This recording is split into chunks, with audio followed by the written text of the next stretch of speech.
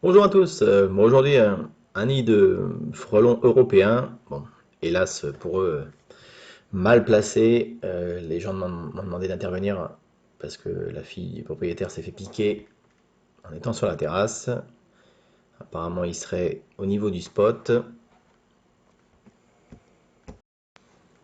Alors, c'est vrai que les frelons européens ne sont pas agressifs comme les frelons asiatiques peuvent l'être. Là, pour l'instant, je vois rien rentrer ou sortir. Ah, il y en a un qui arrive. On va regarder un peu comment et où il va rentrer. Ouais, donc c'est bien ça. Il est rentré juste au-dessus du spot au niveau du chevron. Alors, petit rappel, effectivement, même si les frelons européens ne sont pas agressifs comme les frelons asiatiques, voilà, vaut mieux quand même faire appel à des spécialistes parce qu'on ne sait jamais combien d'individus il peut y avoir à l'intérieur. Ils peuvent être 10 comme ils peuvent être 200. Là, pour l'instant, il y en a très peu qui sont sortis.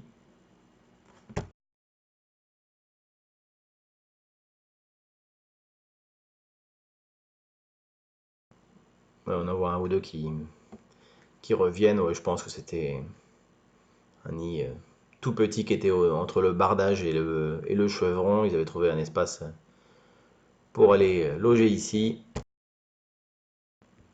Alors c'est vrai qu'on ne voit pas sur la vidéo, mais bon, j'ai quand même la combinaison spécifique à ça.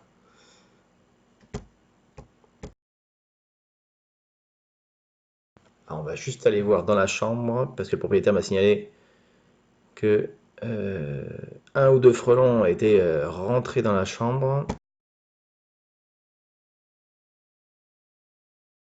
Visiblement, il n'y a rien. Ils passaient juste dans le petit espace qu'il y a au-dessus la poutre.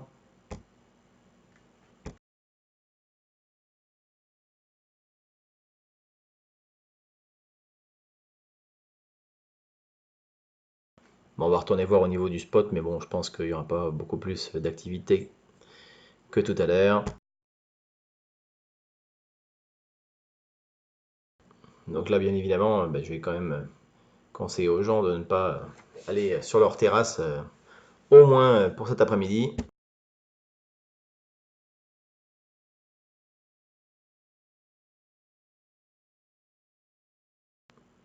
Bon, bah, toujours deux, trois frelons qui essayent de rentrer dans leur nid.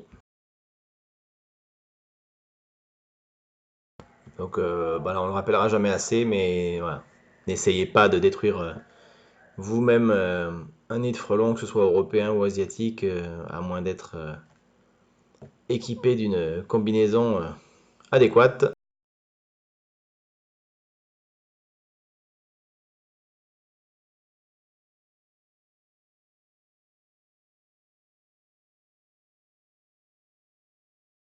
Il y en a juste 3-4 qui tournent. Donc on voit clairement effectivement que c'est un frelon européen. Beaucoup plus gros et très différent au niveau de la couleur par rapport à l'asiatique.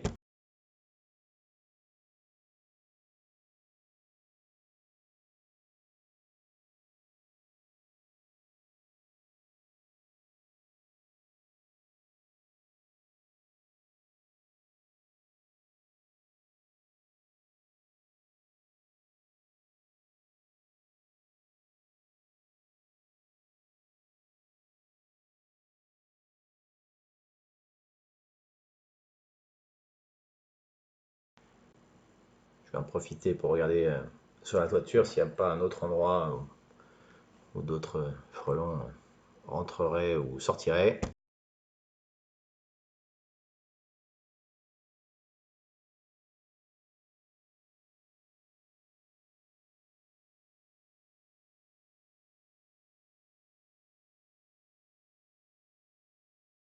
Donc vous avez vu encore une fois, bah, les frelons peuvent se cacher n'importe où.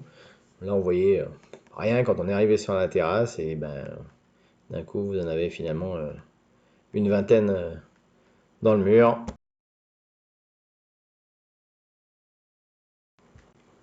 Donc toujours pareil, hein, si vous repérez des allées-venues d'un point fixe de frelons, que ce soit une toiture, des tuiles, un avant-toit, un buisson ou là, ne serait-ce que une ouverture qu'il y a autour d'un spot, faites attention.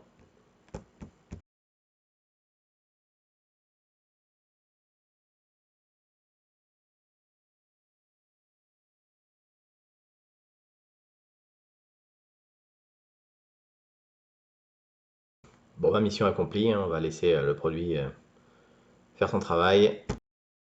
Et je vous dis à très bientôt. Ciao!